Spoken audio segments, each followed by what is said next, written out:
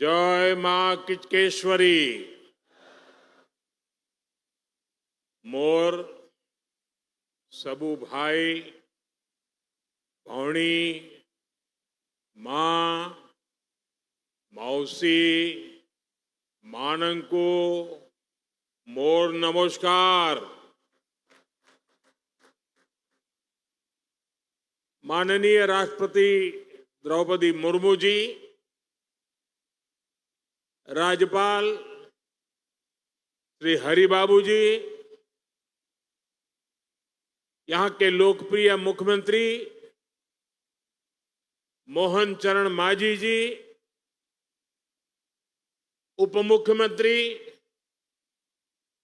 कनकवर्धन सिंह देव जी, प्रवती परिदा जी, उड़ीसा के मंत्री गणेश सिंह खुंटिया जी, कृष्णचंद्र महापात्र जी, सांसद नवाचरण मांझी जी, मनमोहन सामल जी, बैजन पांडा जी, अन्य महानुभाव, भाइयों और बहनों, हमारा ओडिशा इन दिनों उत्सवों के आनंद में डूबा हुआ है। यहां का गणपर्व रज पिछले हफ्ते ही धूमधाम से मनाया गया है। महाप्रभु जगन्नाथ जी की रथ यात्रा की तैयारियां भी पुरजोश चल रही है। मयूरभंज के बारीपदा रथ यात्रा को लेकर भी उत्साह का माहौल है और इस सबके बीच ही लोकतंत्र का विकास का उत्सव भी चल रहा है। ओडिशा की बीजेपी सरकार ने अपने 2 साल भी पूर्ण किए हैं। इस मौके पर आप सबके बीच आना, मयूरभंज आने का ये सौभाग्य और इतनी बड़ी संख्या में आप सबकी उपस्थिति, ये अवसर मेरे लिए बहुत खास है।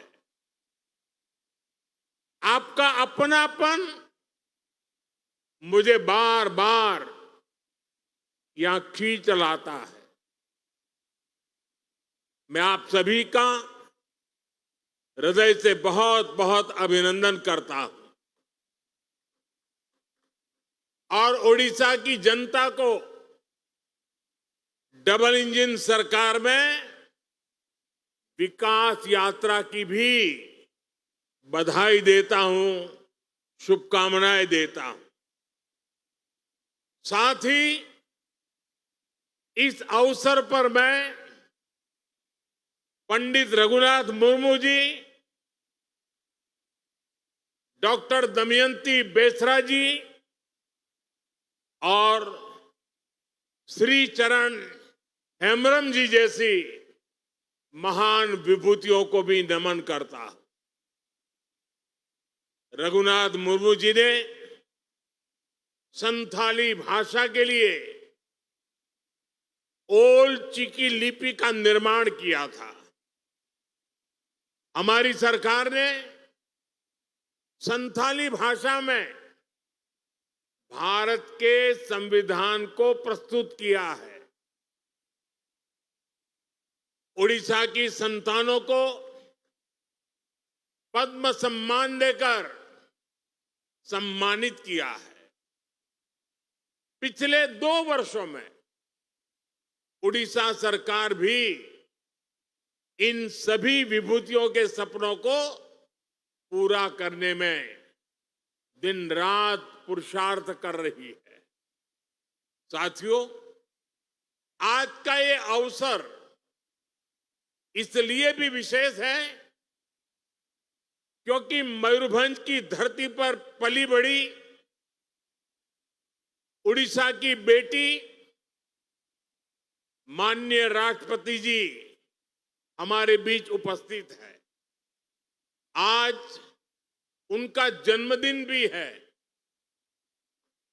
मैं राष्ट्रपति द्रौपदी मुर्मू जी को जन्मदिन की हार्दिक बधाई और शुभकामनाएं देता हूं। मैं उनके दीर्घायु होने और उत्तम स्वास्थ्य की कामना करता हूं। जगन्नाथ जी भगवान के श्री चरणों में प्रार्थना करता हूं। उड़ीसा की बेटी आज देश के इतने बड़े पद पर पहुंची है, हमारा मार्गदर्शन कर रही है। ये हम सभी के लिए बहुत गौरव की बात है। राष्ट्रपति जी का व्यक्तित्व, उनका उदार और सहृदय स्वभाव, राष्ट्र और समाज की सेवा के लिए उनका अटल समर्पण, उन्होंने मयूरभंज ही नहीं पूरे उड़ीसा की पहचान सशक्त की है। मैं इस अवसर पर उनका विशेष रूप से अभिनंदन करता हूं।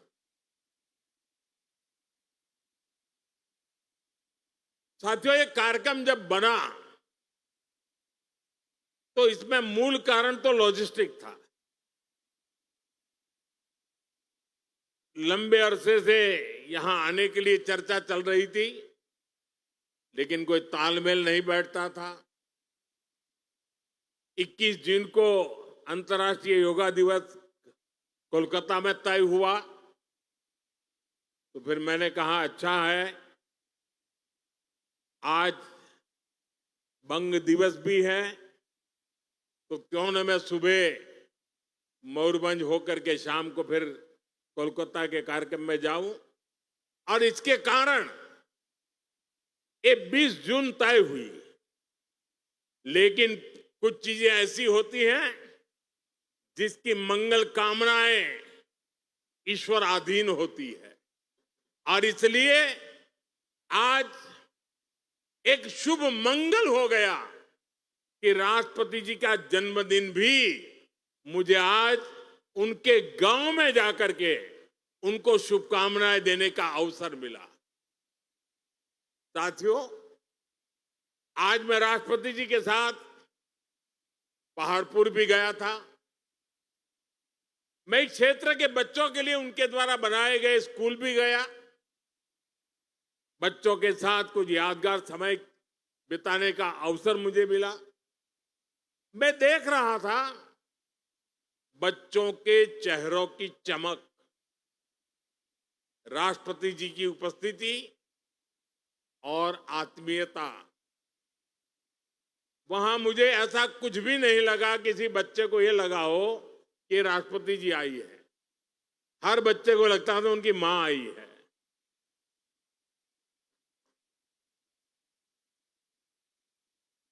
वे बच्चे भी बहुत भाग्यवान है। कैसे इस क्षेत्र के गरीब, वंचित और आदिवासी समाज के बच्चों को प्रेरणा मिल रही है, उन्हें देश के लिए कुछ बड़ा करने का आत्मविश्वास मिल रहा है। मैं राष्ट्रपति जी का आभारी हूं कि उन्होंने इन अनुभवों से गुजरने का आज मुझे अवसर दिया। ये मेरा दिन एक प्रकार से मेरी शिक्षा का दिवस था, कुछ सीखने का अवसर था मेरे लिए। साथियों, मैं आपको सरकार का ये निर्णय भी बताना चाहता हूं कि पहाड़पुर गांव को अब तेजी से सूर्य ग्राम, सोलर विलेज के रूप में विकसित किया जाएगा। यानी यहां हर घर में सोलर बिजली बने, इसे सुनिश्चित किया जाएगा। और हम तो बड़ा गर्व के साथ कह सकते हैं कि यही उड़ीसा है जहां कोणार्क में सूर्य मंदिर की एक पहचान है। वैसे ही पहाड़पुर सूर्यग्राम की पहचान बन जाएगा। सूर्य घर के ये पूरा गांव सोलर विलेज के रूप में पहचाना जाए,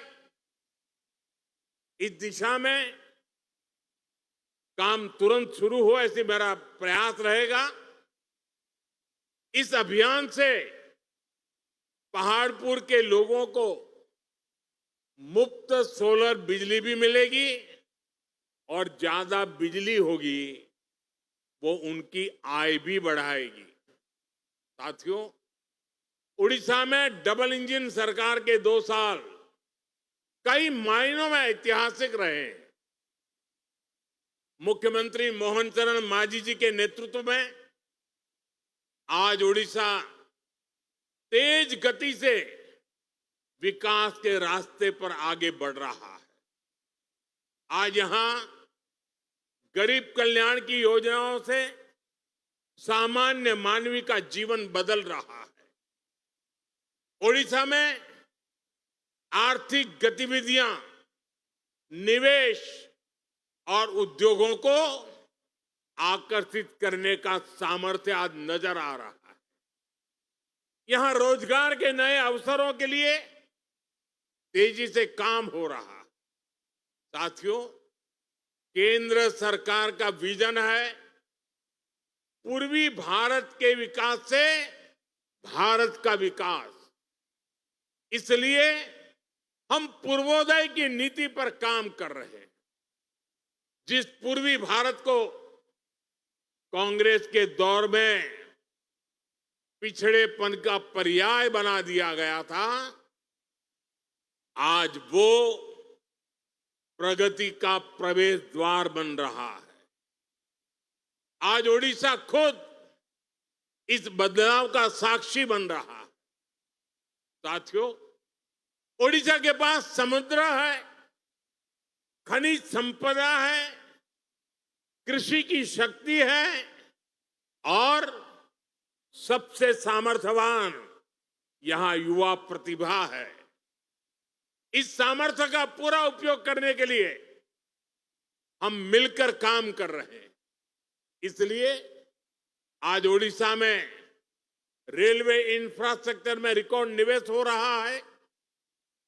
नई सड़कें और आर्थिक कॉरिडोर बन रहे हैं। पोर्ट्स का विस्तार हो रहा है। ऊर्जा, सेमीकंडक्टर, ग्रीन एनर्जी और आधुनिक उद्योगों में निवेश आ रहा है। आज भी यहां ओडिशा के विकास से जुड़ी अनेक महत्वपूर्ण परियोजनाओं का लोकार्पण और शिलान्यास हुआ है। इन परियोजनाओं पर लगभग 47,000 करोड़ रुपए खर्च किए जाएंगे। बिजली, सड़क, रेलवे, स्वास्थ्य और शिक्षा से जुड़ी इन परियोजनाओं से आप सभी लोगों को बहुत सुविधा होने वाली है। मैं इन परियोजनाओं के लिए उड़ीसा के लोगों को बहुत बहुत बधाई देता हूं। साथियों, हमारी सरकार उड़ीसा के संसाधनों को उड़ीसा की संभावनाओं में बदल रही है। उड़ीसा में बड़ा निवेश आए, यहां नए उद्योग लगे, इसके लिए उत्कर्ष ओडिशा जैसे अभियान चलाए जा रहे हैं। इसके तहत अब तक करीब 20 लाख करोड़ रुपए के निवेश प्रस्ताव मिल चुके हैं। 3.5 लाख करोड़ रुपए से ज्यादा की अनेक मेगा परियोजनाओं पर भी काम चल रहा है। उद्योगों के लिए अनुकूल वातावरण बने, इसके लिए उड़ीसा के समग्र विकास पर ध्यान दिया जा रहा है। पावर सेक्टर में 6,000 करोड़ रुपए से ज्यादा का निवेश हो रहा है। समृद्ध शहर योजना के तहत शहरी विकास को गति दी जा रही है। आने वाले वर्षों में इन प्रयासों का परिणाम हमें देखने को मिलने वाला है। साथियों, डबल इंजन सरकार की डबल विशेषता यह है कि वो खुद जनता तक पहुंचती है। हमारा प्रयास है कि सामान्य नागरिक को किसी समस्या के समाधान के लिए अनावश्यक चक्कर न लगाने पड़े। इन्हीं प्रयासों का परिणाम है कि युवाओं, महिलाओं, किसानों और आम लोगों की अपेक्षाएं आज पूरी हो रही है। आप देखिए, धान खरीद में किसानों को 3,100 रुपये प्रति क्विंटल देने का निर्णय लिया गया। सुभद्रा योजना के माध्यम से 1 करोड़ से अधिक माताओं और बहनों तक आर्थिक सहायता पहुंचाई गई। आयुष्मान भारत को लागू करके ओडिशा के परिवारों के लिए देश भर के अस्पतालों में इलाज का रास्ता खोला गया। आदिवासी विद्यार्थियों की पढ़ाई बीच में न छूटे, इसके लिए माधोसी हाथ खर्चा योजना शुरू की गई।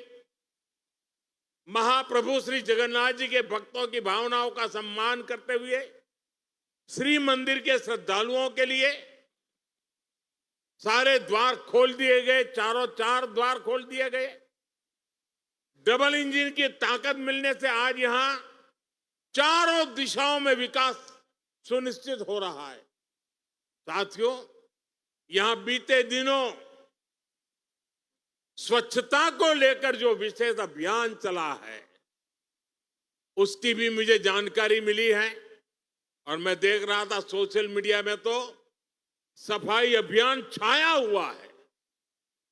यानी स्वच्छता से स्वागत। मैं उड़ीसा की इस पहल के लिए यहां के नागरिकों का, सरकार का, मुख्यमंत्री जी का इस प्रशंसनीय पहल के लिए बहुत ही प्रशंसा करता हूं, संतोष व्यक्त करता हूं। साथियों, स्वच्छता हमारे जीवन शैली का हिस्सा होनी चाहिए, हर रोज की आदत होनी चाहिए। मैं यहां स्वच्छता अभियान से जुड़े सभी लोगों का हृदय से बहुत बहुत अभिनंदन करता हूं। साथियों, मैंने अपने जीवन का कुछ महत्वपूर्ण कालखंड जनजातीय क्षेत्रों में एक वॉलेंटियर के रूप में काम करते हुए बिताया है। माननीय राष्ट्रपति जी तो बरसों तक ऐसे क्षेत्रों में चुनौतियों का सामना करती रही है।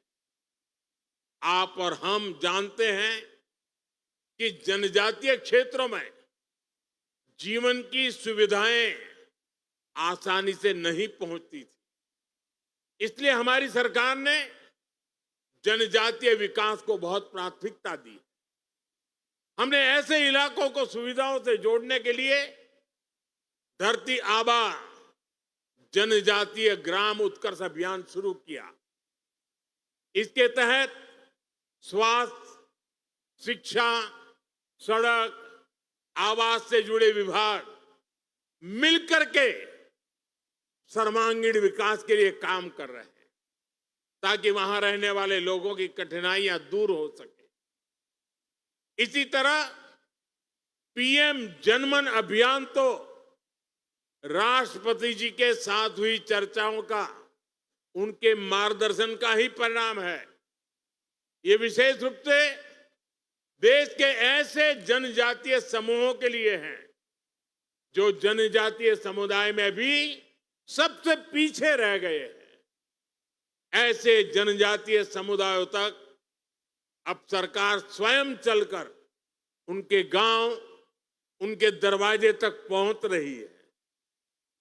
साथियों, आदिवासी समाज के उत्थान के लिए हम आदिवासी युवाओं को शिक्षा और रोजगार के अवसरों से जोड़ रहे हैं। इन बच्चों को पढ़ाई की बेहतर सुविधा मिले, इसके लिए देश में करीब 500 एकलव्य मॉडल स्कूल खोले गए हैं। करीब 750 एकलव्य स्कूल स्वीकृत किए गए हैं।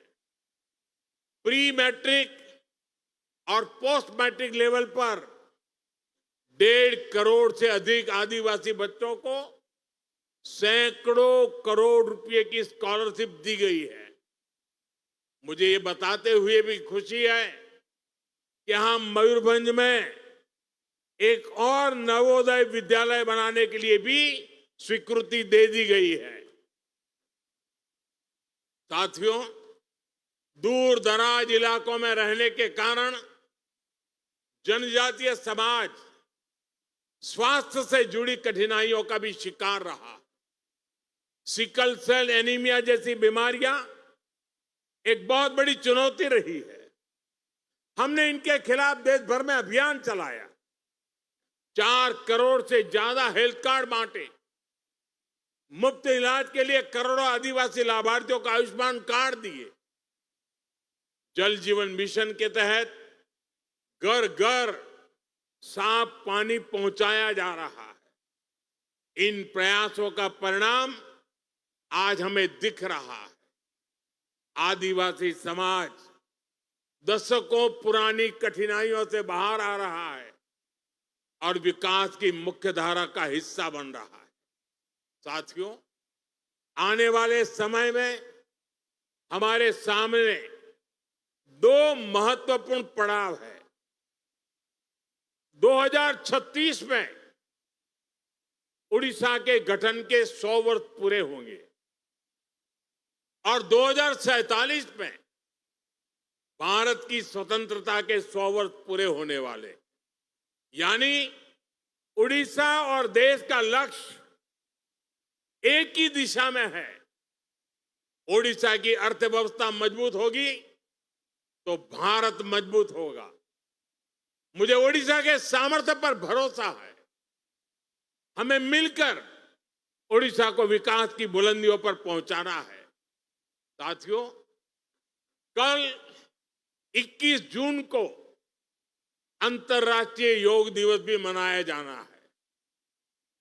ज्ञान और योग की धरती उड़ीसा, योग यहां के संस्कारों का हिस्सा रहा है। मैं उड़ीसा की धरती से, पूरे देश से, पूरी दुनिया के लोगों से आह्वान करता हूं, आप सब ज्यादा से ज्यादा संख्या में योग दिवस में हिस्सा लें।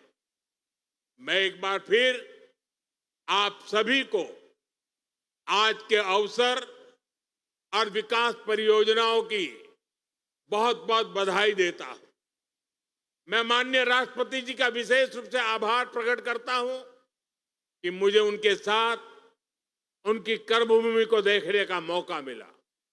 एक बार फिर उन्हें जन्मदिन की बहुत बहुत बधाई, बहुत बहुत धन्यवाद। जय जगन्नाथ, जय जगन्नाथ, जय जगन्नाथ।